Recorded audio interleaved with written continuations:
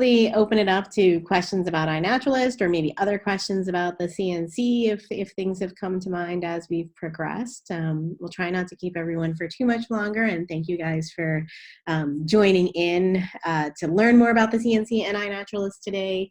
We hope that everybody decides to join us as a collaborating or participating organization. We'll be probably sending out a few more emails in your direction to encourage you to sign up and register with us so that we can get your information and get you into our workflow. But I'm happy to take any questions, or Clara will take questions as well. Any of us can answer iNaturalist questions for sure. I'm Colleen, the National Park Service. I work for the National Park Service, and obviously the National Park Service is a big collaborator.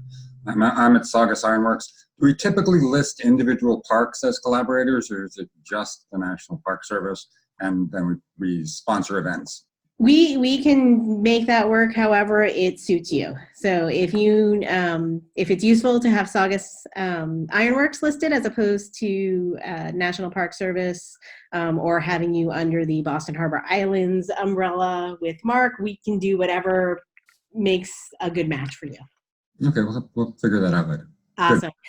Bill, I have to say that maybe 2 years ago, I live up in Swampscott, maybe 2 years ago, one of my favorite iNaturalist signs that I ever saw was when I went into the ladies' room at Saugus Ironworks and I shut the door and there it was how to iNat on the bathroom stall. And I was like, this is my kind of place. So since I had to just give you some positive feedback on that.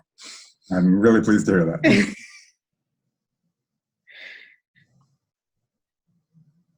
Other questions, concerns, gnawing points? If you aren't familiar with Clara's work and Earthwise Aware, I totally encourage you to check out their website. I'm just putting it into the chat because Claire is a superstar doing so many things at a high level, from events to sharing information to everything else. So we're really grateful to have EWA as a participating organization. So if you haven't heard of them, check them out. Thank you. I'm a data person, so I mean, I have a tendency to. Thank you so much. All right. Amy, do you have any closing thoughts or words of things maybe we didn't cover that you would like to add, or we? Well, Bridget asked a question in the chat. Once a collaborator registers, what are the roles of you as a steering committee and for them as a contributor? So that kind of changes based on the type of way they want to be involved, but we keep a spreadsheet with all of our collaborators and the types of events they're going to do. We are working to put together a communal media kit that will have flyers and press releases and logos that our partners can take, or the collaborators can take and use to create their own flyers, their own materials. We keep a list of places where people can go and observe, which isn't necessarily an event, but is just kind of if your location is open to having people come and use iNaturalist on the site during that time. That goes in our list of places to observe. If you're going to have an event with like a specific time, we'll list it on our website. So just trying to be in contact so that we keep all that information up to date. And this year, one of the things that we're trying is we're actually, we have certain coordinators for certain types of organizations. So there's about 4 or 5 of us on the steering committee who are trying to maintain and make sure that there's a personal connection to all of our collaborating organizations so that we can address what you need in order to kind of make this a working, good working relationship. Did that answer it, Bridget? I mean, awesome. Great. Do you have a list, or are you able to help us recruit experts to come in and look at certain taxa, or help with identification? So that is definitely the weakest of our strengths at the moment, and is something that over the past 2 years has come up repeatedly in our conversations as we've been organizing. And this year we are working to hopefully identify some local master naturalists and see how we might better connect with that community to either collaborate on events or to collaborate on identification parties. But we don't have anything in place at the moment. Claire's going to add something now. I could actually help you with that. So there was the Walden BioBlitz this year. We were part of it because we are naturalists and we are iNaturalists as well, right? Yep. So, but they have a fantastic list of experts. So we were on that page, so we can have access to that, Colin, and I can help Peter as well. Peter Alden, who is behind that. So so that we and Peter Byrne at Suffolk and Rob Stevenson at UMass right now are working to kind of figure out a strategy for connecting with both the professional and the amateur master naturalists in our communities. And then in addition, we'll do a little bit of outreach to some of the super users on iNaturalist. Because there's a handful of those super users who are consistently curating Boston data. So yes, we agree, we're working toward it, but I don't have, I can't hand you a list right this second. No, I guess a better question would be, where we have difficult taxa, specifically some aquatic invertebrates and moths and things,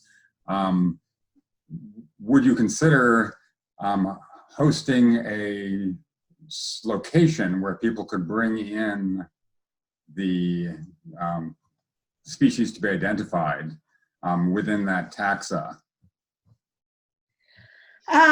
We haven't necessarily encouraged collecting to date. Right.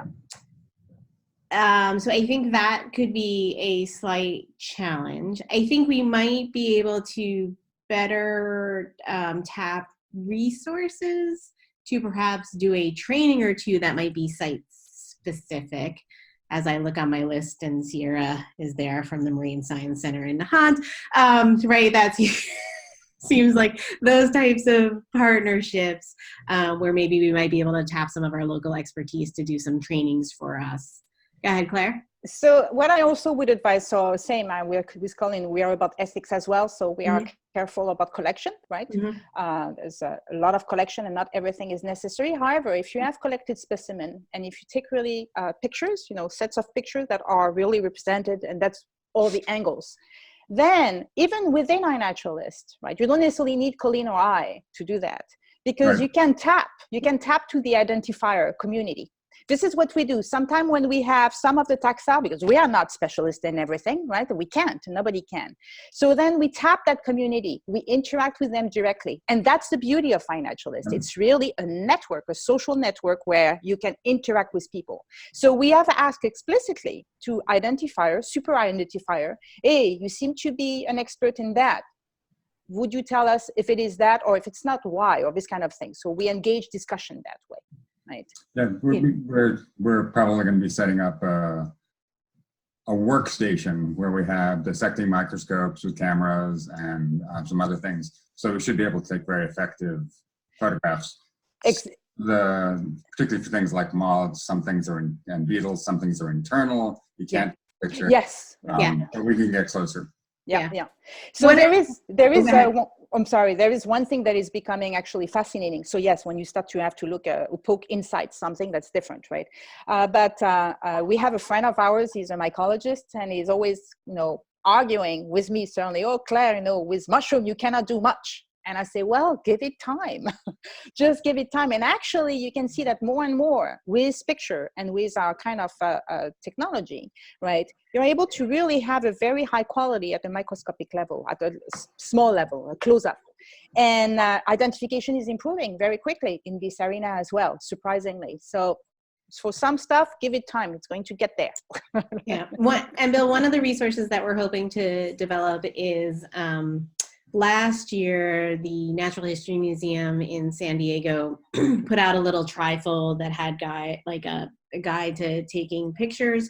And we think Amy Bonanno, who just hopped off the call from the aquarium, we were thinking of maybe developing something that was specific to the intertidal, given where we are, that would be, you know, kind of filling some of that need and really getting people to look beyond just taking the picture of the shell, but taking a picture of both sides of the shell and taking a picture of the hinge and taking a picture, cluing people into those tips and tricks, which Claire's website as well, Earthwise Aware, has a great photo guide to helping do some of that, but specifically an intertidal one we felt like might be cool. a bit of a need because of that very thing. Like, people take a picture of a shell not knowing that, you know, when S. Hewitt on iNaturalist goes to idea it, she's going to be like, you didn't take a picture of the hinge. Why didn't you take a picture of the hinge? We need the hinge. And so addressing some of those kinds of issues. Colleen, I think this is Sierra over at MSC. I think that's a great idea. It also, and we can probably loop in and help on that. I mean, you know, we have some nice basic ID guide, which you've used, I think, too. Yes. Not here, but I think the other fun thing about that is, you know, if there are nature challenges happening all over the country, you know, this is one, you know, our beautiful Rocky Shore intertidal, like that's one that we can really contribute as a special, you know, we have this great resource here. So sort of differentiating ourselves, I guess. And I think that's really exciting. Great. Thanks, Sierra. Thank you so much. There is one thing that I want to add, which is going to become important with, you know, a growing number of iNaturalists. We also want to be sure that we tackle the ethics of it as well. Yeah. I'm part of the citizen science organization, the work group on ethics. I'm actually going to do a biodiversity ethics lecture sometime in March. And this is something that is raised by as many people, which is, you know, we have to be careful with these bioblitz, right? Because sometimes to get to one species, we trampled on 30 along the way, right? So I think that there's going to be a growing need for also teaching the people. And that's why we do that. We do field training so that we also raise awareness about ethics around doing collecting pictures of organisms, right? I'm thinking about that because the shell, that suddenly you have something, you know, in your hand, right, which originally is not in your hand, it's, you know, somewhere in this intertidal area, right? So raising awareness about that, I think, is going to be also very important, something to keep in mind, right? So part of the special intertidal guide would also be like a best practices to do this collection in an ethical way. Yes, exactly. Yeah, that's a great idea. I think that'd be a great contribution to that. Awesome. Julia and Lawrence, just since we haven't heard from you, just want to make sure that everything was addressed that you needed addressed. I think I think everybody else may have had to jump off at this point. I'm assuming we are good. All right, I am going to close the call and just say thank you one more time to everybody. We're happy to follow up with questions, concerns. You can email Claire, you can email me. Probably email me and then I'll email Claire. I don't want to burden you too much, Claire, because we're very grateful for you kind of taking the lead, particularly in the webinar. As I said, we'll do the meetup in February, and so we'll be looking for topics for that as well. And so we sent out a survey last year and we never kind of got the meetup together. So we're going to be using some of the responses from that to kind of formulate what people were seeing as some of the needs. But if there's things you think of that you would really like to see in a meetup, please let us know. And if there's things you want to contribute to a meetup, also please let us know. Okay. All right. With that, I will sign off and thank you guys for taking the time to spend an hour with us this morning. And thank you, Colleen and Claire. Yeah, we look forward to seeing you guys this spring.